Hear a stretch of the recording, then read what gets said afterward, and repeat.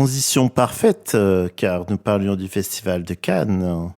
Et c'est un film qui était en compétition lors du dernier Festival de Cannes que nous allons parler, puisque nous allons parler de Résurrection de Bigan, qui d'ailleurs, je crois, a eu un prix à Cannes, non?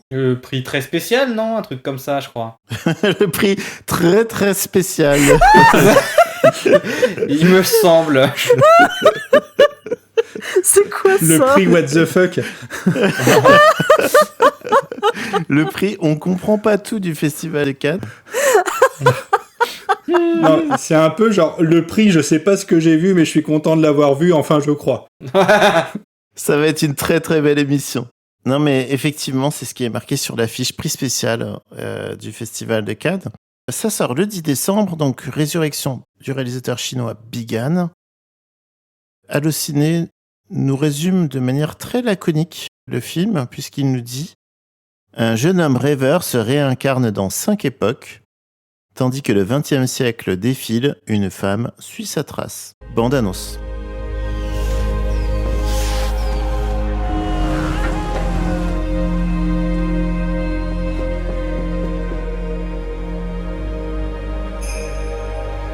Alors, c'est moi qui voulais parler du film, donc je garde la parole. Donc Bigan, c'est un réalisateur dont j'attendais avec énormément d'attentes. Voilà, je l'attendais avec énormément d'attentes.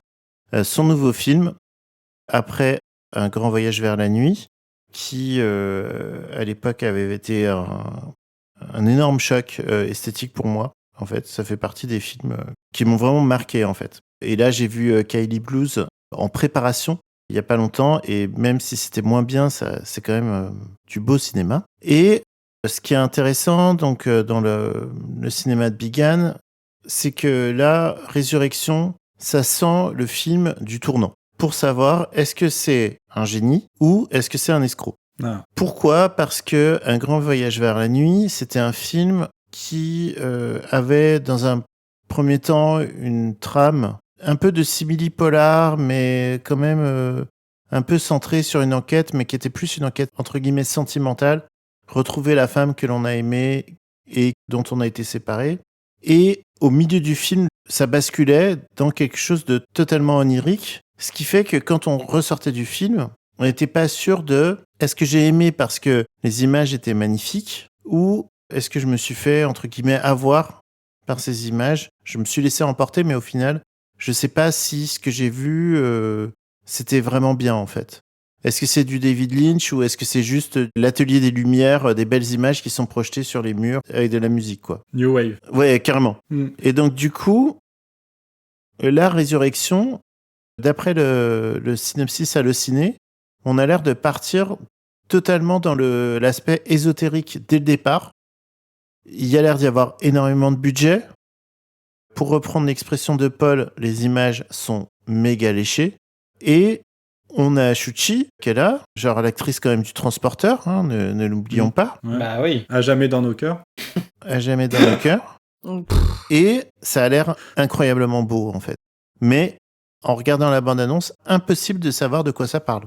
Vraiment, voilà. Donc, il y a un mystère. Moi, je sais que je vais y aller parce que j'ai envie de savoir. Et j'espère que je vais me laisser emporter. Trigger warning, le film dure 2h30 par contre, voire plus. Ouais. Donc, si c'est pas bien, on risque de le sentir un peu. Alors, un collègue l'a vu et m'a dit qu'il a eu en temps ressenti 1h30. Ok, Hmm, donc ça, c'est bon signe. c'est très positif. Et il m'a dit qu'effectivement, c'est la grosse claque. Et moi, j'ai vu que Un grand voyage vers la nuit et j'ai pas tout saisi sur le coup. Mais en termes de mettre en scène quelque chose d'onirique, le gars est très fort. Hein.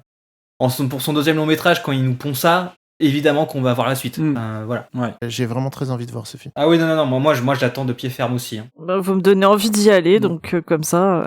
Ouais, pareil. Et j'ai pas vu Un long voyage vers la nuit, mais ouais, ça donne vraiment envie de voir tout ce que vous racontez, là, ça donne envie. C'est clair. En espérant que du coup, ils le ressortent pour la sortie du nouveau film, qui est l'occasion de voir les précédents, quoi. Ah, yes. Et parce que, alors, Un long voyage vers la nuit est un film en 3D.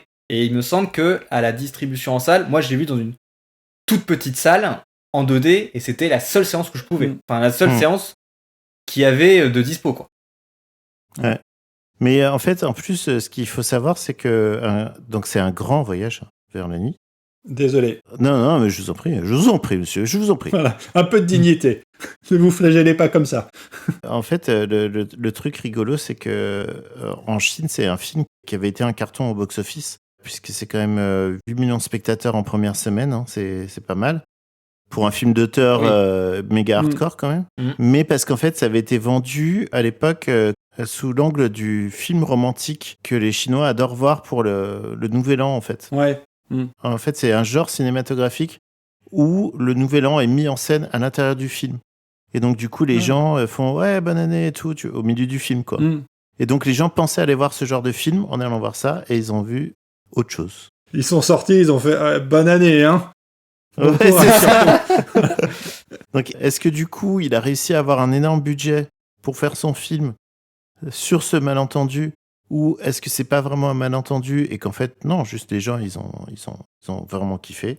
En fait, moi, ça me fait penser, oh là là, ça va vraiment être l'émission de toutes les sorties de route. Hein. Ouais. Mais ça me fait penser à la sortie de, comment ça s'appelle, Jusqu'au bout du monde de Wim Wenders. Mais à l'époque, c'était vendu comme le film le plus cher du cinéma européen. Un blockbuster de ouf, musique de Bono, de U2. Ouais. Et bon, bah, c'est un film de Wim Wenders, quoi. Voilà. Mais je sais que à l'époque, en 91, quand j'avais donc 10 ans, l'enfant de 10 ans qui entendait cette promotion avait très envie d'aller voir ça. Et c'est peut-être la seule fois dans ma vie où j'ai eu très très envie d'aller voir un film de Wim Wenders au cinéma. Tu t'entendrais bien avec François Ozon. Ah putain, je vais le garder pour tout à l'heure, François Ozon. Non mais c'est quoi l'anecdote? On arrête avec François. Non, il la dira plus tard. J'ai gâché son plan sans faire exprès. T'inquiète pas, Paul, on y viendra. Mais Ok. C'est phénoménal. On appelle ça faire une bégodo en un sens. Voilà. Oh. Non, mais bref. Balle perdue.